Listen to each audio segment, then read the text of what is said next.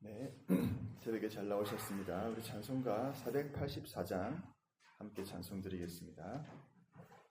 찬송가 484장 내 맘의 주여 소망 되소서.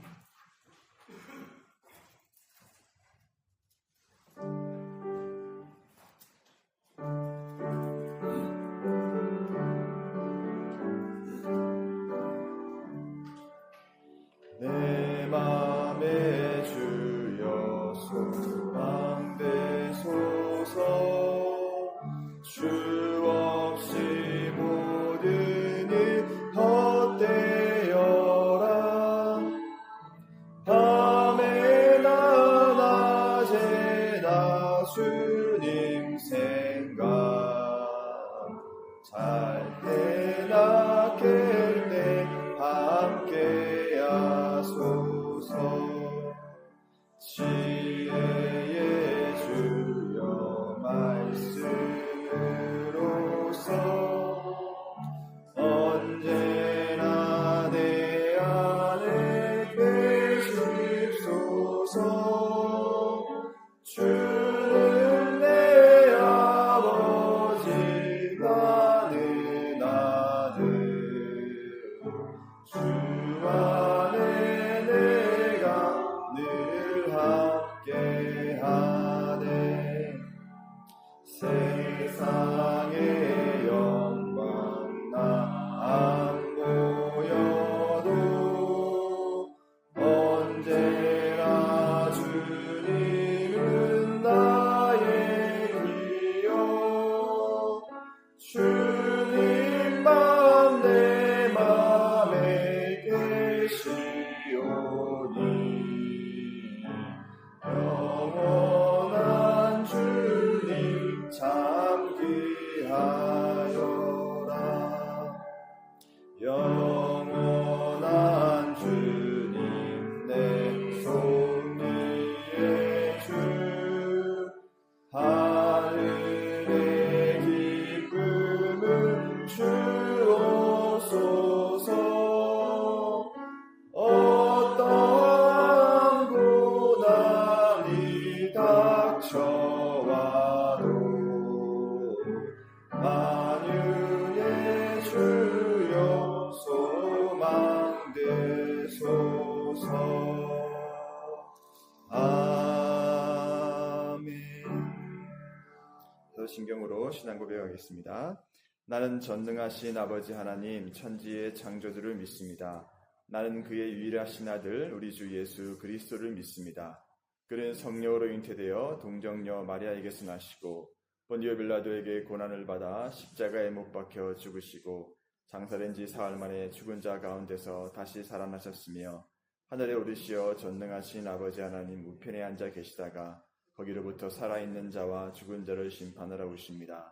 나는 성령을 믿으며 거룩한 공교회와 성도의 교제와 죄를 용서받는 것과 몸의 부활과 영생을 믿습니다. 아멘.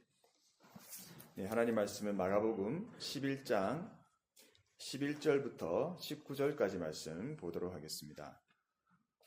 마가복음 11장 11절부터 19절까지 말씀을 한 절씩 교독하겠습니다. 예수께서 예루살렘에 이르러 성전에 들어가사 모든 것을 둘러보시고 때가 이미 저물매 12 제자를 데리시고 베다니에 나가시니라.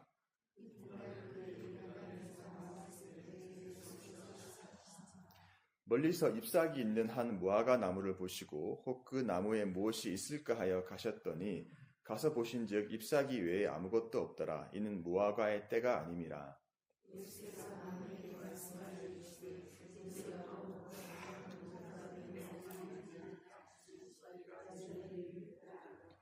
그들이 예루살렘에 들어가니라. 예수께서 성전에 들어가사 성전 안에서 매매하는 자들을 내쫓으시며 돈 바꾸는 자들의 상과 비둘기 파는 자들의 의자를 둘러 엎으시며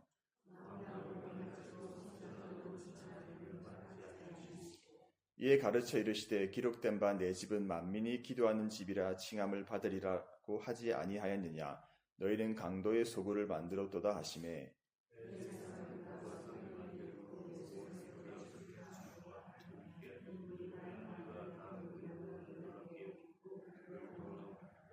함께 읽겠습니다. 그리고 날이 저물매 그들이 성 밖으로 나가더라. 아멘. 네, 어제 우리가 살펴보았지만 예수님은 이 감람산에서 예루살렘으로 약 2km 정도 나귀를 타고 들어오셨습니다. 그동안 이 예루살렘이란 지형이 해발이 높기 때문에 계속해서 올라가는 길이었는데요.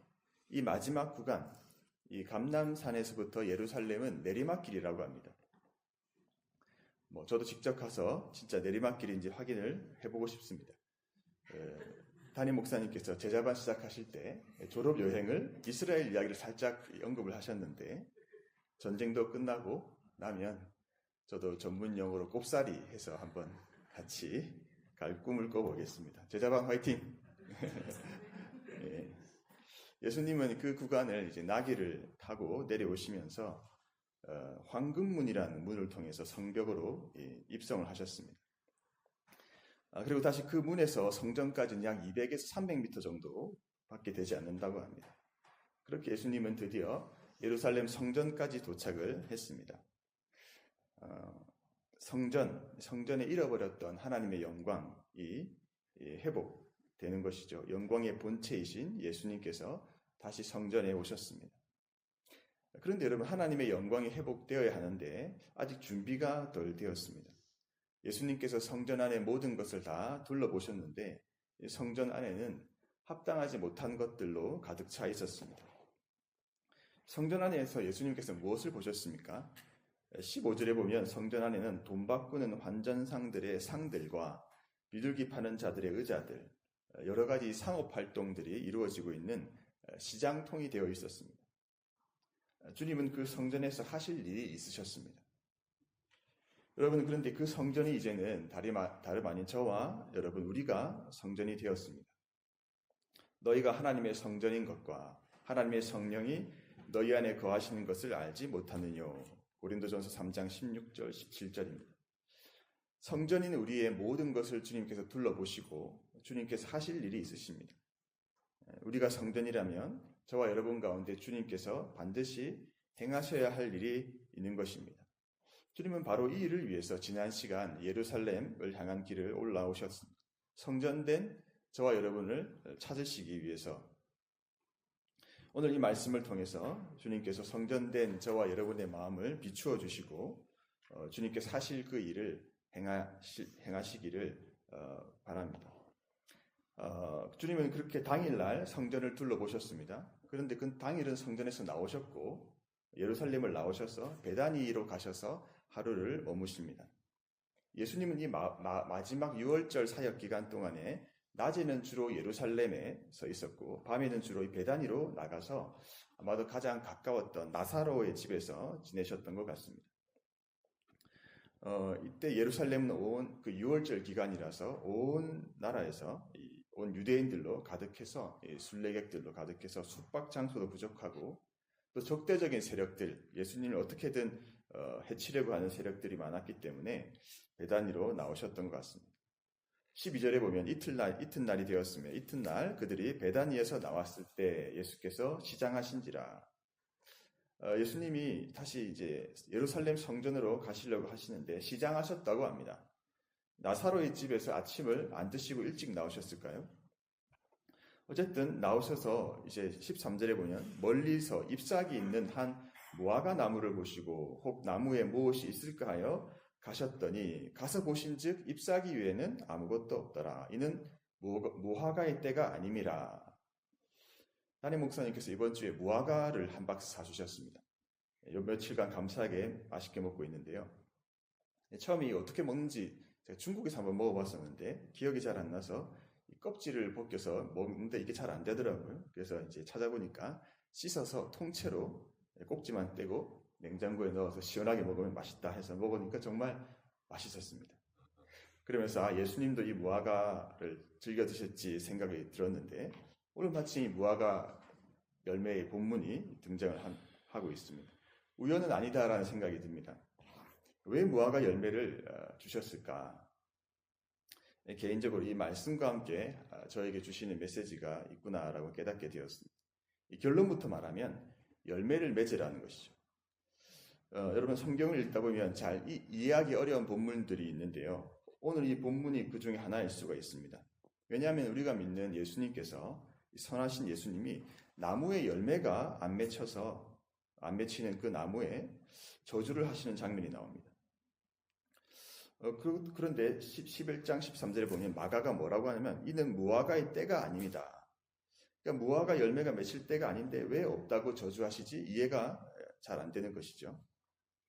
기독교에 대해 부정적이었던 이 버트란트 러셀이라는 사람이 있는데요. 이 사람은 나는 왜 기독교인이 아닌가라는 책에서 이 무화과 나무 사건을 언급하면서 기독교의 예수가 상식적이지 않다. 어찌 열매의 때도 안 되었는데 열매를 찾고 열매가 없다고 저주할 수 있는가라고 얘기를 하고요. 또 슈바이처 박사는 무화과 나무 저주 사건은 인간 예수가 임박한 십자가 죽음을 앞두고 극심한 스트레스 때문에 벌인 사건이다 이렇게 말을 합니다. 그러니까 예수님께서 무화과 나무를 저주하신 것이 너무 배가 고픈데 찾아도 없어서 화가 났거나 아니면 십자가를 앞두고 스트레스가 너무 커서 이성을 잃고 그렇게 하셨다는 것이죠. 그런데 이것은 이 무화과 나무의 특성과 히브리 단어를 잘 알지 못해서 온 오해라고 합니다. 무화과 열매는 보통 5번 열린다고 합니다.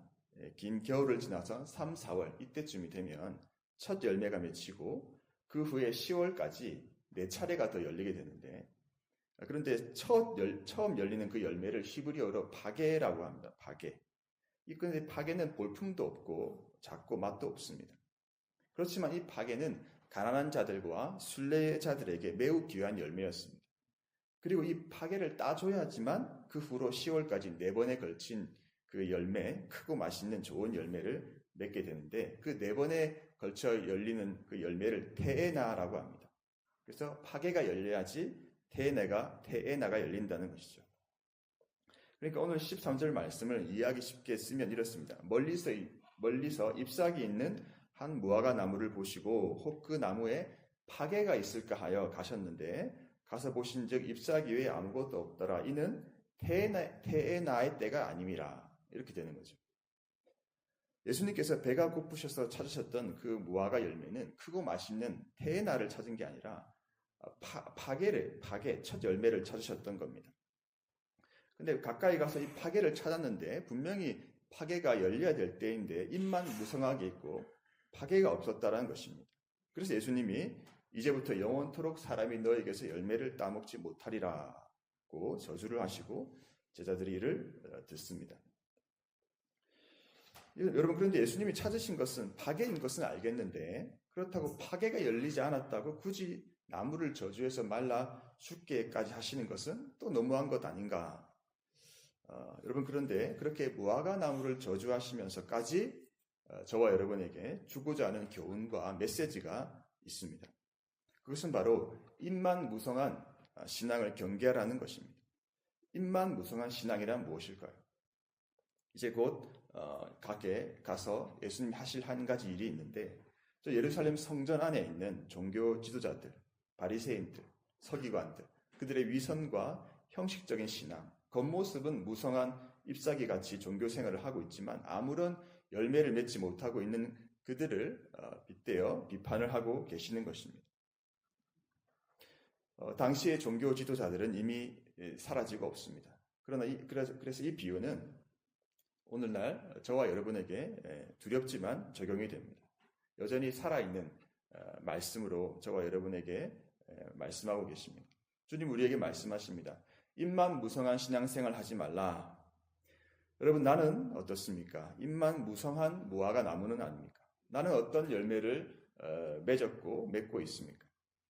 주님께서 우리가 잎이 무성해진 것을 보고 이제 충분히 열매가 맺혔겠구나 해서 가까이 다가오셔서 열매를 기대하고 찾아오셨는데 잎만 무성한 나의 모습이 있고 오랫동안 신앙생활을 했음에도 예수를 믿었음에도 맺힌 열매가 없어서 주님께 드릴 것이 없다면 어떨까요? 주님은 우리에게 테에나 같은 그런 완성된 열매가 아니라 파게와 같이 아직 맛도 없고 볼품도 없음에도 그런 열매라도 찾으시지만 그런 열매조차 찾을 수 없음에 안타까워하신다는 것입니다. 여러분, 무화과 나무가 아무리 잎이 무성해도 열매가 없으면 그 나무가 쓸데가 없죠. 열매를 맺어야 지나가는 술래객이나 나그네들이 따먹을 수가 있습니다. 여러분, 나의 열매는 무엇입니까? 주님은 우리에게서 무화과 잎을 찾지 않으시고 열매를 찾으십니다. 어떤 열매를 맺었느냐? 우리는 열매 맺는 신앙생활을 해야 합니다. 열매하면 성령의 9가지 열매가 떠오르죠. 사랑의 열매, 기쁨의 열매, 화평, 오래 참음, 자비, 양선, 충성, 온유, 절제, 이런 아름다운 태나 성령의 열매를 그런데 맺으려면요, 우리가 먼저 맺어야 할 첫 열매가 있는데 그것은 바로 회개의 열매입니다. 이 회개의 열매가 맺히는 것을 보면 그 사람에게서 앞으로 이 귀한 태나의 열매가 맺힐 것을 알 수가 있습니다. 여러분, 제가 찾아보니까 이 파괴가 열리지 않으면 그 후에 좋은 열매인 태나도 맺히지 못하고 그냥 잎만 무성한 상태로 남게 된다고 합니다. 여러분, 그러므로 내 삶이 열매 맺지 못하고 있는 가장 큰 이유가 이 회개의 열매가 없기 때문이 아닌지 우리는 돌아보아야 합니다. 내 마음의 중심이, 내 마음의 성전의 이 더러움이 청소되고 정결해져야 하나님께서 주시는 그 다음 열매들을 기대할 수 있기 때문입니다. 그래서 무화과 나무를 저주하신 예수님은 곧장 성전으로 들어가셔서 한 가지 일을 하십니다. 어제 이미 성전을 둘러보셨죠? 성전에서 일어나고 있는 모든 일을 살피신 주님께서는 오늘 그 성전을 정화하고 깨끗하게 하는 일을 행하십니다. 15절부터 17절 말씀. 그들이 예루살렘에 들어가니라. 예수께서 성전에 들어가사 성전 안에서 매매하는 자들을 내쫓으시며 돈 바꾸는 자들의 상과 비둘기 파는 자들의 의자를 둘러 엎으시며 아무나 물건을 가지고 성전 안으로 지나다님을 허락하지 아니하시고 이에 가르쳐 이르시되 기록된 바 내 집은 만민이 기도하는 집이라 칭함을 받으리라 하지 아니하였느냐. 너희는 강도의 소굴을 만들었도다. 여러분, 예수님의 이 행동은 갑작스러운 분노나 화가 아니라 어제 이미 성전을 둘러보시면서 심판을 행하기로, 정결케 하기로 결정을 하시고 오늘 이 오전에 실행을 하고 계신 것입니다. 돈 바꾸는 자들의 상, 비둘기 파는 자들의 의자를 둘러엎으시고 요한복음에 보면 채찍을 만들어서 양과 소를 내쫓으시기도 합니다. 16절에 보면 아무나 물건을 들고 성전을 다니는 것도 금지하셨다라는 말도 나옵니다. 당시 성전이 매우 넓어서 동서남북 문이 다 열려 있었는데 여기서 저기 가는 통로로 사용했다는 것입니다. 그러니까 완전히 시장통과 다름없게 바뀌어 있었던 것이죠. 성전이 왜 이렇게 변했습니까? 이렇게 된 이유는 원래는 순례자들의 편의를 위한 것이었습니다. 멀리서 오는 순례객들이 재물을 이렇게 데리고 오기가 어려우니까 현금으로 살 수 있도록 그렇게 한 것인데 여기에 이 제사장들의 탐욕과 부패로 인해서 폭리와 착취가 만연한 구조가 되었다고 합니다. 예를 들어 먼 곳에서 순례자들이 동물을 데리고 오면 제사장들이 보고 흠이 있다 없다를 판단을 하는데 흠이 있어서 안 된다고 불합격 처리를 해버리고 성전 내에 있는 비싼 재물을 사도록 강매를 했다는 것이죠. 또 돈 바꾸는 그 환전상들이 성전 안에 있었는데 외국에서 올 때 외국 돈을 가지고 오잖아요. 그걸 환전을 해서 성전에서 사용하는 그런 돈으로 바꾸도록 했다고 합니다. 그러니까 환전을 할 때 또 제사장들은 이를 독점해서 높은 수수료를 챙겼다고 합니다. 또 마지막으로 이 제사장 가문은 상인들에게 자리세를 받았다고 합니다. 대금으로 그래서 이익을 차지했다고 합니다. 그러니까 이런 모든 상업 활동의 정점에 누가 있었냐면 이 종교 지도자들이 있었던 것이죠. 이들은 권력과 돈을 함께 추구하고 있었습니다. 이들이 바로 정확히 그 저주받은 무화과 나무였던 것입니다. 여러분, 이렇게 예수님께서 그 성전을 깨끗하게 했던 장소가 어디냐면 바로 성전에서 이방인의 뜰이라고 불리는 장소였습니다. 이 원래 이방인의 뜰은요, 성전의 가장 바깥쪽에 있는데 유대인과 이방인들 모두 출입이 가능한 넓은 공간이었습니다. 그런데 원래 이곳의 목적은 무엇이었냐면 만민이 기도하는 집이었습니다. 이방인도 하나님께 예배 드릴 수 있는 그런 공간이었는데 이 유대 종교 지도자들이 그들의 예배 자리를 빼앗아 버린 거죠. 그래서 예수님이 너희가 강도의 소굴을 만들었다 하시면서 책망하시고 직접 행동으로 성전을 정화하셨던 것입니다. 여러분, 예수님께서 여기 성전에 들어오시기 앞서 무화과 나무를 저주하신 이유를 우리는 여기서 알 수가 있습니다. 괜히 화가 나서 무화과 나무를 저주하신 것이 아니라 이렇게 하나님께 예배하는 공간이 되어야 할 성전, 특별히 이방인들이 하나님께 기도할 수 있는 이 만민이 기도하는 집을 자신들의 욕심과 이익을 추구하는 탐심이 가득한 공간으로 만들어 놓은 것에 대한 예수님의 심판이자 경고였던 것입니다. 회개하지 않으면, 회개의 열매를 맺지 않으면 이 무화과 나무가 마르듯이 심판을 받게 된다는 것입니다. 그러면 지금까지 우리는 열매 맺지 못한 무화과 나무와 그리고 당시의 성전의 모습을 살펴보았습니다. 열매 맺지 못한 무화과 나무는 저주를 받았고 시장통과 같은 성전은 예수님께서 친히 깨끗하게 하셨습니다. 그럼 왜 이 말씀을 우리에게 주실까요? 오늘 이 말씀이 나에게 말씀하고자 하는 바는 무엇이겠습니까? 이 말씀을 준비하면서 사실 이렇게 딱 본문을 보면 대략 내용을 알잖아요. 그래서 이 말씀이 위로가 아니라 이제 부담이 되는 말씀이잖아요. 저도 어느 정도 이 말씀과 거리를 두고 설교를 준비했습니다. 충분히 그렇게 준비할 수 있습니다. 그러나 이제 인정하기 싫었지만 이 말씀을 계속 묵상하면서 이 북새통된 성전, 나 자신이구나라는 인정을 하지 않을 수가 없었습니다. 나를 위해 하시는 말씀이구나. 인정하기 싫었지만 인정하지 않을 수 없었습니다. 주님께서 이게 너의 모습이다라고 말씀을 하셨습니다. 겉은 입이 무성한 듯 하지만 열매 맺지 못한, 내가 바로 파괴 열매를 맺지 못한 이 무화과 나무라는 것을 주님께서 말씀하시는데 그것을 이제 깨닫게 하시기 위해서 이 새벽 설교를 준비하게 하셨구나 깨닫게 되었습니다. 제 삶에 열매를 맺지 못하고 있다면 사람들은 나의 무성한 잎사귀를 보면서 칭찬하지만 가까이 다가가서 보면 파괴조차 맺지 못하고 있는 그런 모습.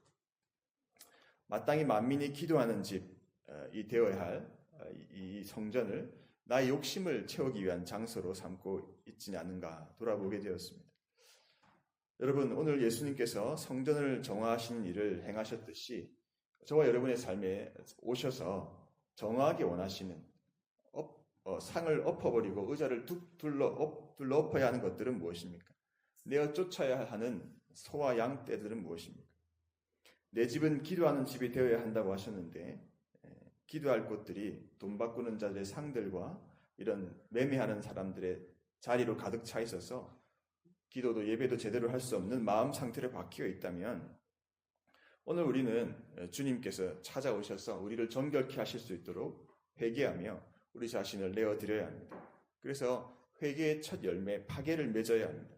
그것이 사는 길이고 또 이후에 대나를 맺을 수 있는 길이기 때문입니다. 그러나 이 대제사장과 서기관들의 반응은 어떻습니까?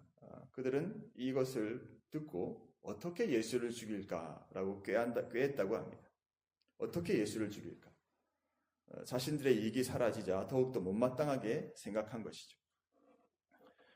우리는 혹여나 이런 대제사장과 서기관의 자리에 앉아서 예수께서 하는 것을 거절하고 거부하고 해서는 안 되겠습니다. 주님의 말씀이 들리는데 그것을 거절하고 거부하고 내 욕심을, 내 생각을, 자존심을 붙들고 있는 것은 그것이 바로 예수를 어떻게 죽일까 꾀하는 것이기 때문입니다. 사랑하는 여러분, 오늘 이 말씀을 통해서 내 안에 열매는 없고 무성한 입만 가득한 삶의 모습이 있다면 하나님께서 이 말씀을 통해 우리를 비추어 주실 때 회개할 수 있게 되길 바랍니다. 오늘 말씀을 통해서 거룩한 성전된 내 마음에 이런저런 욕심들로 가득 찬 시장통에 되어 있던 그런 모습들이 있다면 주님 오늘 나를 정결케 해달라고 그리고 우리 자신을 내어드리고 회개할 수 있기를 바랍니다. 그래서 만민이 기도하는 집으로 거룩한 성전으로 강도의 소굴에서 다시 거룩한 성전으로 하나님의 영광이 충만히 거하실 수 있는 거룩한 성전된 우리 자신과 또 우리 공동체가 될 수 있도록 우리 함께 시간 기도하도록 하겠습니다. 이 시간 우리 기도할 때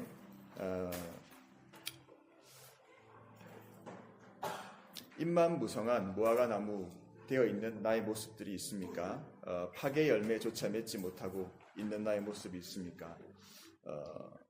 형식적인 신앙 뒤에 숨긴 우리의 모습들을 회개하면 좋겠습니다. 그래서 참으로 열매 맺는 신앙생활을 할 수 있게 하나님 도와달라고 간절하게 기도하면 좋겠고요. 또 내 마음의 성전, 이 기도의 집된 내 마음의 성전 하나님 정결케 해주셔서 만민이 기도하는 거룩한 공간으로 회복시켜 주셔서 그 충만한 하나님의 영광으로 가득한 성전된 우리의 삶이 될 수 있도록 또 우리 공동체가 될 수 있도록 기도하면 좋겠습니다. 성령 하나님께서 우리 공동체 가운데 놀라운 일을 행하시고 계심을 믿습니다. 우리를 새롭게 하셔서 하나님 나라를 위해서 합당한 거룩한 주님의 교회 될 수 있도록 축복해달라고 기도하면 좋겠습니다. 오늘 우리 자신을 돌아보면서 또 우리 공동체를 생각하면서 주여 우리를 새롭게 하옵소서. 우리 주님 이름 부르고 기도하겠습니다. 주여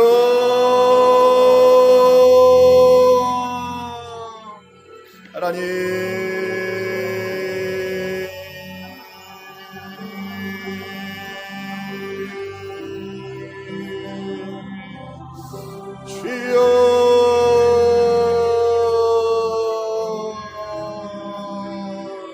하나님 불쌍히 여겨 주시옵소서. 학의 열매조차 맺지 못하는 하나님 나의 삶의 모습들이 있습니다. 시장통이 된 뚝새통이 된 나의 모습들이 있다면 제 용서해 주시기를 원합니다. 성령 하나님 역사해 주시옵소서.